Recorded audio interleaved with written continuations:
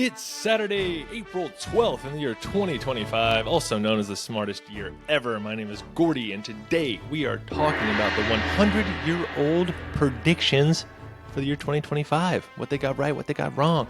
This is in honor of our, now we're over 100 episodes into this year. 100 episodes is the 102nd day of 2025, 102nd episode of Smartest Year Ever.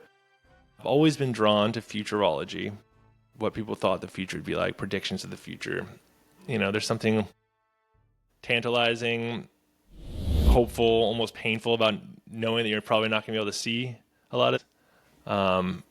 But it's an interesting exercise to think about. And let me know what you think. Let me know what you think the world will be like in 100 years, for 100 years from now. I think that would be fascinating. As a kid, I don't know, I didn't really buy into the flying car thing so much, but I thought one thing I was really in my head was that casts, like when you break your arm and you get your hand in a plaster cast, I thought those would be very archaic, but I feel like we still use those. So that was my prediction when I was a child. That was my 30-year-old prediction. Now I don't even have any clue. I imagine that the future that our reality will kind of mesh with virtual reality, and I actually have no clue. I would imagine AI will become so advanced that it'll be indistinguishable from humans or magic, and it'll probably, everything will be interconnected. I imagine some kind of transhumanism, like, you know, uploading our memory, being able to manipulate and access our memory through a computer, through AI, being able to have thoughts and memory maybe after our corporeal existence is over. Who knows? It's not about me today, though. Let's talk about these old predictions from 1925. And in the comments, please let me know what you think about what things will be like in 100 years. Let me know. I think that'll be interesting. Let's get right into it. 100 years ago, people thought you'd live to 150, be super ugly, and commute by flying cars. Spoiler alert, they were hilariously wrong. Nearly 100 years ago, people had some wild ideas about life in 2025.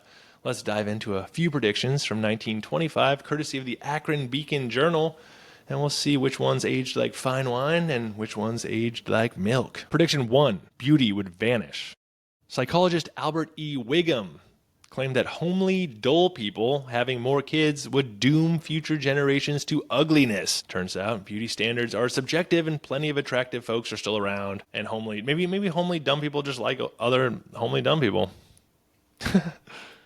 So if I'm homely and dumb, then I'm enjoying it. Prediction 2, humans living to 150 years old. Nobel Prize winner Sir Ronald Ross thought we'd easily hit 150 years old thanks to miraculous medical advancements. While we aren't pushing 150, average lifespans have increased, so immortality remains stubbornly out of reach. And this got me wondering, I wonder if I had to look it up, because I was like, do you think this Nobel Prize winner, Sir Ronald Ross, who said that we would live till 150, was 50 years old when he made this prediction in 1925? Because I was like, that is very self-serving. That is very self-serving. So I checked it out. No, he was born in 1857, so there goes that theory. But that was a fun theory, right? All right. Prediction 3, 3 global superpowers. Writer H.G. Wells believed we'd see 3 main power blocks: the U.S., Europe, and China. That's not a bad guess, given today's geopolitical landscape.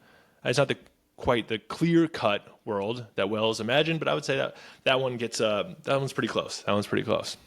That one's pretty good. Number 4, world government and a universal language. E.E. Fournier-Daub envisioned a unified global government and one universal language. While global communication has improved thanks to the internet, world peace and one global government remain elusive dreams. Prediction 5. Flying cars and rooftop airports.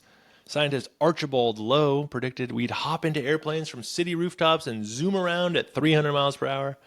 But sadly, we are still stuck in traffic jams, not airborne catapults. So there you have it. Humanity's optimism in 1925 was charmingly off base, but at least we got Netflix and internet, some other stuff. I don't know, at least.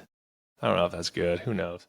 Comment what you think the world will be like in 100 years, so there's some receipts, so you have proof, so that when we live to 150, we can go back and look at you and see this comment from 2025 and go, wow, you nailed it. Thank you to all my sources, which today was one source, Mark Price of the Akron Beacon Journal. Thank you, Mark, for aggregating the sources for those predictions listed in today's episode. Appreciate it. It took me forever to try to find a bunch of these sources, and then I read this article by Mr. Price from the Akron Beacon Journal, and I was like, cool, way to aggregate it for me, save me some work, wanted to give you some credit.